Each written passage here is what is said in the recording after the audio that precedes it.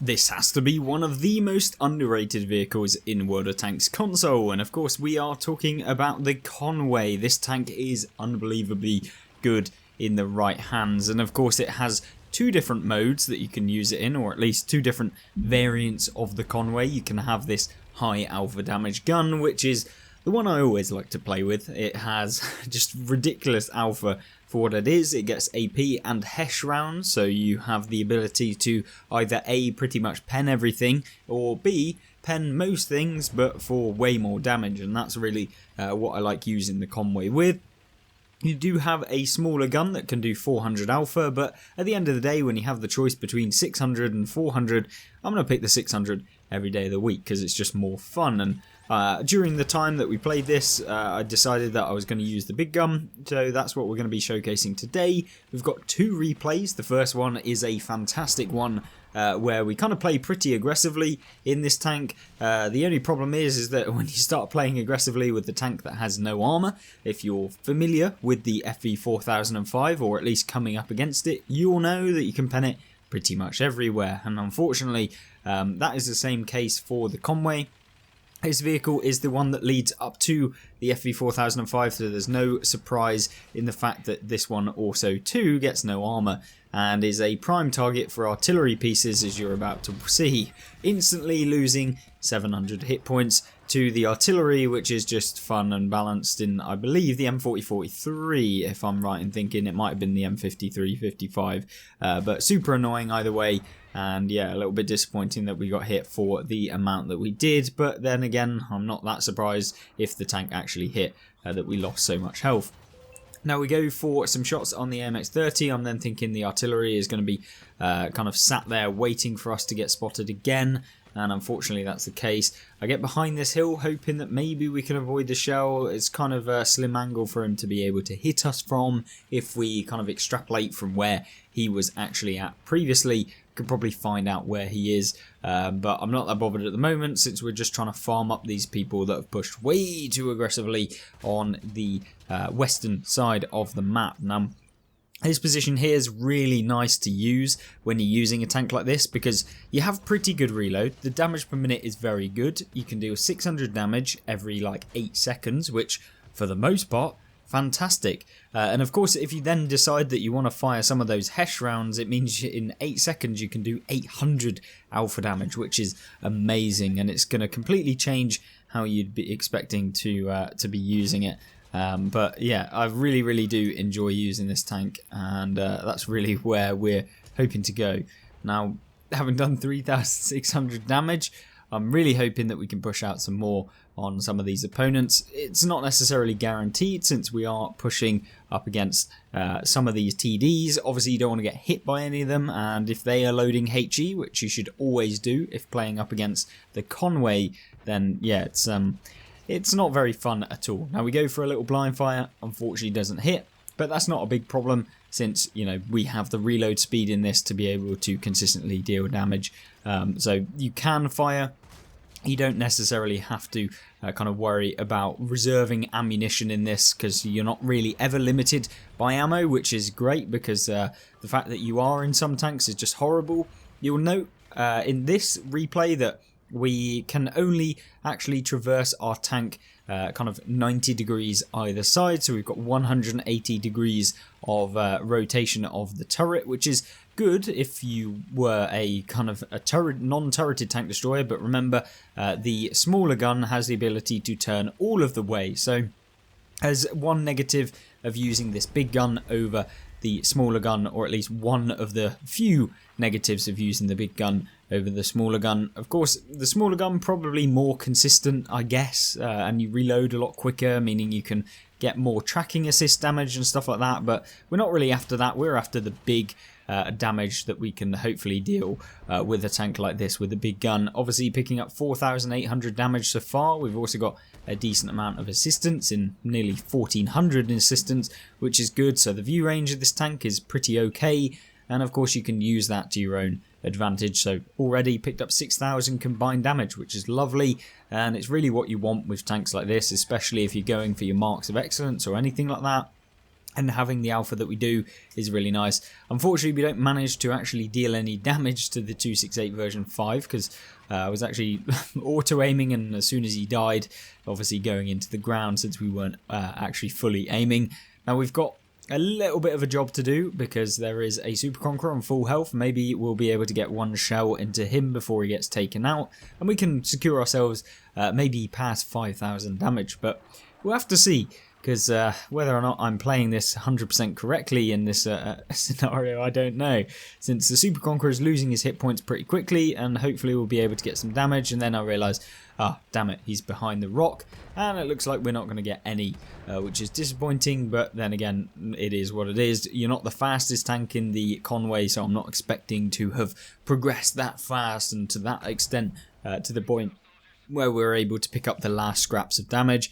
And the game ends as it is, nearly just over 6,000 combined damage, and a victory nonetheless, picking up a decent result, 1,363 base experience, which is okay for a tier 9 tank destroyer. But it is difficult to kind of get that higher since you really rely on getting kills and, of course, coming up against tier 10s within the game, because that will boost your XP per game higher. And so if we were to have this in a purely tier 10 game and we were the only tier 9, that you'd see the XP go flying higher. But unfortunately for us, that's not the case, and that means that we are probably not going to be able to get the mastery badge. We don't even get a 95% badge, which is the first class. So yeah, it's kind of difficult to get the mastery in the Conway. Our next replay is on Malinovka, and this is a really good one. I love playing on Malinovka. It's got a little bit of everything for anyone that plays, and I feel like in a tank destroyer like this, where you can kind of hide and you can use the camo, you can come away with some results that will blow your mind as to how you've managed to have them. This one, probably not so much, since the Conway, I'm not going to BS you, it's okay. It's a difficult tank to master, I think, and the majority of players, if you're new to the game, this tank, it's probably not going to be a fun one for you because you don't have any armor. You have to know when to trade with people. You have to know about weak points, since the AP rounds are your highest penetration round, with the HESH rounds getting significantly lower, and then you get like a HE basically, which is literally just worse than the HESH rounds, and I don't really see why you'd fire any of them. We have got a few in the tank for some unbeknownst reason to me. I probably wouldn't have any in them. I'd rather just use them as HESH, which is the secondary premium round. And so that's really where I'd go with this tank if I'm using the big gun, which, to be honest, I highly recommend. It's the most fun you'll probably get out of them. So that's really what I'm aiming for when I play on this thing. Now, in this sort of matchup, you know, when you get spotted, you're probably crapping yourself because the Conway is not good when it's available to actually be hit or at least spotted. So we want to make sure that we don't get spotted as often as possible, and we're kind of moving up into this area. Now, if you come to this point in the game, you should always be wary of those on the hill, because the hill area, that is where the people can get side shots onto you. It can really ruin your day. And if you get spotted from the front, you can pull back and you can avoid the shell. But from the right hand side, in order to avoid the shell, you have to expose yourself to the people directly in front where we are now, which means that you'd have to pull like back and down. And then of course you can get side shot. So you can get a really horrible crossfire going on in this position if you do get spotted and you're not kind of thinking about where you need to be. Now you're seeing a first HESH round. I don't think we fired any HESH in the previous game. But we managed to land one there, and you can see 736 damage, really nice to have on a tier 9 tank destroyer that reloads this quickly. You typically would not be seeing this in pretty much every other tank at this tier that can consistently deal the damage. Obviously there are some TDs and there are some kind of tanks in the game that have the penetration to be able to deal this amount of damage.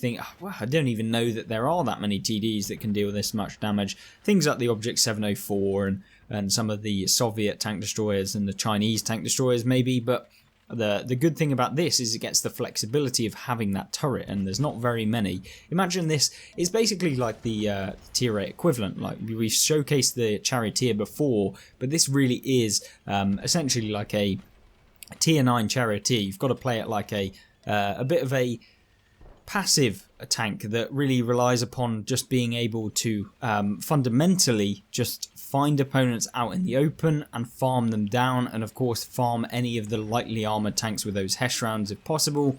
There could be a potential use of actually swapping your ammunition using the advanced equipment that allows you to swap between your ammunition, but whether or not that is actually necessary, I mean, it's down to your own interpretation of what you think is going to be good. But either way, so far not a bad game. I mean, it's nothing spectacular. We've managed to pen 2 with the Hesh rounds and 1 with the standard rounds, so we're up to 3,000 combined damage, which is good. Nothing too awful there. Now, we do come across this KPZ 50T, which is a tank I absolutely hate coming up against. It's a bit of an annoying one to pen with the Conway, since the standard rounds don't have the highest of pen, so coming up against them is a bit of a pain. But the Hesh rounds just are not able to pen the KPZ very easily unless you were to get the lower plate. Of course, in the current position, the KPZ is hold down, or at least not able to actually showcase that lower plate, so we've got no chance of penning him probably frontally unless we were to hit like the cupola, but the cupola is so small that we're not going to be able to do that realistically. So we're in a bit of a stalemate. I'm just trying to spot people that are on the hill, get a bit of assistance damage maybe, but obviously that's risky when your turret is made of paper, so yeah, it's just not ideal. And at this point, maybe it would have been best to turn around and go into D5 or that sort of area where we could maybe avoid a shell or two. And also we can stop people from the hill being able to hit us, since we'll have a ridgeline in front of us. But either way, we do find the side of the Foch in a second as we kind of crest this ridge. And I'll try and get the round in there. Unfortunately, we take a huge round there from the hill. Wasn't expecting to actually get hit by anyone like that. I mean, I was expecting maybe to get hit, but just not to that extent, which is a bit annoying. But yeah, not a worthy trade, to be honest with you. But there you go. Sometimes you have to take the risks in World of Tanks, and unfortunately for us, we did kind of get shafted by taking that risk. Now, it's not the worst thing in the world, but I'm now just kind of got to play a little bit more passively than we usually would in the Conway, especially in this spot. You can see where the enemies have been hitting. And now I decide, you know what, screw kind of poking there. We've been there for too long. The opponents know that we're there. We've been hit. And it's time to actually change our position. So we're going over to D3. From D3 and C3 we can kind of push, whilst also getting some damage maybe on some of the people in the kind of bushes over to the left. You're seeing the medium right ahead of us, who gets taken out subsequently, but not a problem because we can now push towards the opponents on the hill, and we can use this ridge that's in front of us to avoid taking any hits, or at least that's the theory behind what we're trying to do here. And considering we've picked up 4,200 combined damage, I'm not too worried about if we were to get taken out straight away in this game from this point. But of course, when you're at this stage in the game, you're hoping that you can still get some more damage, and that's exactly what we're aiming to do. Now, the HMH on the enemy team does get spotted, the KPZ also spotted, and we land a lovely, lovely, lovely shell into the side of the KPZ. I am very much happy that we managed to hit him for there, and we pick up 780 damage on him as well, which is really nice to see. But we are down to 550 hit points, which is not good at all. But we've also got the enemies that are just pushing pretty aggressively off of the hill, which isn't a bad idea, especially when the enemies are kind of in this sort of area. But the problem is that now they're going to be coming towards us. We are kind of the furthest forward to all intents and purposes, and we've got a HMH on the hill providing covering support for them. We try and go for the blind fire, it doesn't work, no surprise there. For some reason, the enemy team in the KPZ decides to YOLO down off of the hill onto the medium tank, which don't really know what happened there, but okay.